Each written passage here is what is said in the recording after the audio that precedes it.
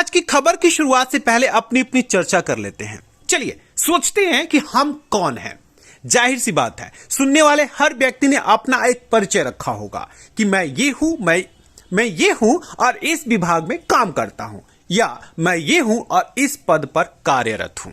ऐसे ही कुछ अधिकारी महोदय भी होंगे। मैं अधिकारी हूं और दिल्ली जल बोर्ड में काम करता हूं, और उस जल बोर्ड में काम करता हूं जिस जल बोर्ड का काम यही है कि लोगों को परेशान कैसे किया जा सके। मैं उस जल बोर्ड में काम करता हूं जिस जल बोर्ड का काम यही है कि आम लोगों को सुविधाओं के नाम पर समस्याएं कैसे दी जा सके। मैं उस जल बोर्ड में काम करता हूं जिस जल बोर्ड का काम यही है कि मध्यम वर्गीय और निम्न वर्गीय परिवार के सदस्यों को कितना सताया जा सकता है, किस तरह से परेशान किया जा सकता है। शिक्षा जैसे मंदिरों पर भी दिल्ली जल बोर्ड की मनमानी और तानाशाही के कारण समस्याएं कैसी खड़ी की जा सकती है, किस तरह से पैदा किया जा सकता है, मैं उस विभाग में काम करता हूं। और ऐसे ही है कुछ दिल्ली जल बोर्ड के अधिकारी जिन्होंने मधु विहार वार्ड पर कुछ इस तरह से अपना छत्र छाया जमाया है कि मानो मधु विहार वार्ड समस्याओं का समाधान न करके नरकीय स्थिति बनाने की कसम खा ली हो, और उसका कसम का असर कुछ इस कदर हो रहा है कि आने वाले शिक्षा जगत पर भी इसका प्रभाव खूब पड़ रहा है। फिर भी दिल्ली जल बोर्ड के अधिकारी हैं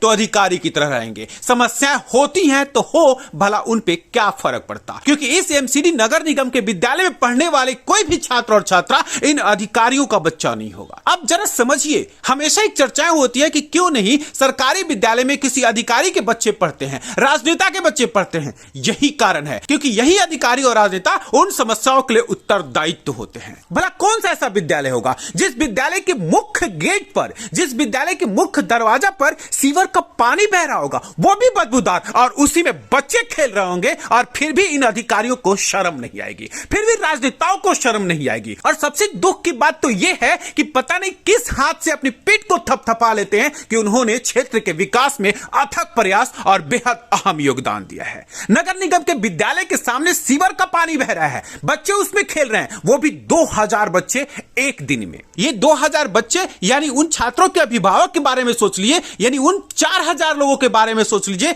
जिन 4000 लोगों ने इसी क्षेत्र के किसी न किसी राजनेता को अपना वोट जरूर दिया होगा। शायद भारतीय जनता पार्टी को वोट दिया होगा कि वो क्षेत्र का कायाकल्प कर देंगे। शायद आम आदमी पार्टी को वोट किया होगा कि आम आदमी पार्टी के राजनेता एक बदलाव लेकर के आए हैं और क्षेत्र का बदलाव कर देंगे। उन्हें क्या पता था कि जिस वोट का अधिकार कर लोकतंत्र में वो विकास की कहानियों को लिखने जा रहे हैं, उसी वोट के अधिकार से उनके बच्चे इसी गंदे पानी में, इसी गंदे सीवर के पानी में खेलने के लिए। और हद तो इस बात का है कि विद्यालय के हर अध्यापक, प्रधानाचार्य और एमसीडी के तमाम अधिकारियों को इस बात की जानकारी है, लेकिन समस्याओं के समाधान पर सिर्फ और सिर्फ लिपापोती है। और सिर्फ इसलिए लिपापोती है क्योंकि वहां पे पढ़ने वाले बच्चे किसी अधिकारी या किसी राजनेता के नहीं है, सामान्य वर्ग के हैं, निम्न वर्ग के हैं, और उन बच्चों से इन अधिकारियों और राजनेताओं को क्या लेना है। लेकिन जरा इन बच्चों के लिए सोचना तो हर व्यक्ति का कर्तव्य बनता है, हर अधिकारी का कर्तव्य बनता है, हर राजनेता का कर्तव्य बनता है। पता नहीं कब शर्म आएगी अधिकारियों को, कब उन्हें इस बात का एहसास होगा कि ये उनके जीवन के साथ खेल रहे हैं, जिन्हें इस बात का एहसास भी नहीं है कि झूठ क्या होता है, फरेब क्या होता है, किस तरह से कोई व्यक्ति किसी को धोखा दे सकता है, या कैसे राजनीति में सिर्फ और सिर्फ विकास के नाम पर कागजी कार्रवाई की जा सकती है। इन्हें तो यह लगता होगा कि अगर आप विद्यालय जाएंगे तो यही तरीका है विद्यालय जाने का, सबसे पहले सीवर का पानी मिलेगा, जिस पानी को तैर कर विद्यालय में प्रवेश करेंगे। और फिर भी अगर कोई राजनेता और अधिकारी अपना पीठ थपथपाने की कोशिश कर रहा हो तो एक बार आईने के सामने खड़ा होकर के और इन विद्यालय के उन बच्चों का चेहरा जरूर याद कर ले। किन शब्दों के साथ व्याख्यान करूं इस दुख को, समस्याओं को देखकर शायद शब्दों की भी कमी पड़ गई है। पालम विधानसभा के अंतर्गत आने वाले मधु विहार वार्ड की स्थिति इतनी नरकीय है कि किस उम्मीद के साथ कहा जा सके कि शायद इन समस्याओं का समाधान हो जाएगा, किस राजनेता पर विश्वास किया जा सके जो इन समस्याओं के समाधान के लिए एक अलख जगाएगा। जिस तरह से वो अपने पार्टी के लिए जिंदाबाद के नारे लगाते हुए न जाने कितने चौराहों पर सक्रियता की दौड़ लगा देता है, चाहे वो किसी भी पार्टी का हो। इन समस्याओं के समाधान के लिए शायद किसी पार्टी के राजनेता आगे आएंगे और इसी तरह से अपनी सक्रियता दिखाएंगे,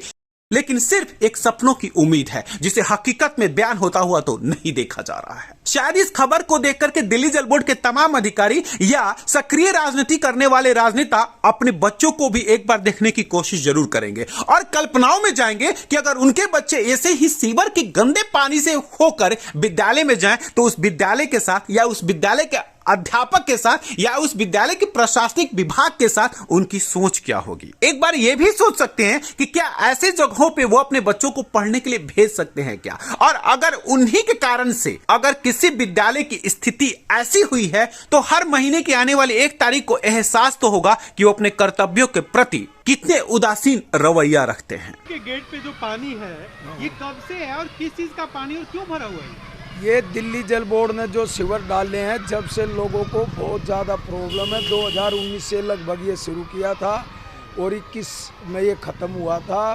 22-23 अगर चला गया है। सालों से हम प्रधान हैं, इसकी कंप्लेंट कर करके हम अधिकारियों को भी, क्षेत्र के भी नेताओं को भी हम इससे अवगत कराते रहते हैं और इसका समाधान नहीं हुआ है।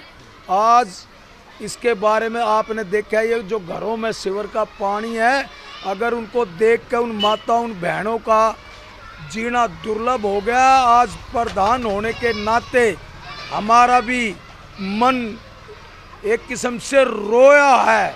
इसकी हालात को देखते हुए मैं क्षेत्र के दिल्ली जल बोर्ड के अधिकारियों को आश्वासन, अगर मान ले, हमेशा आश्वासन मिलता है अब भाई इसका जल्द समाधान होगा।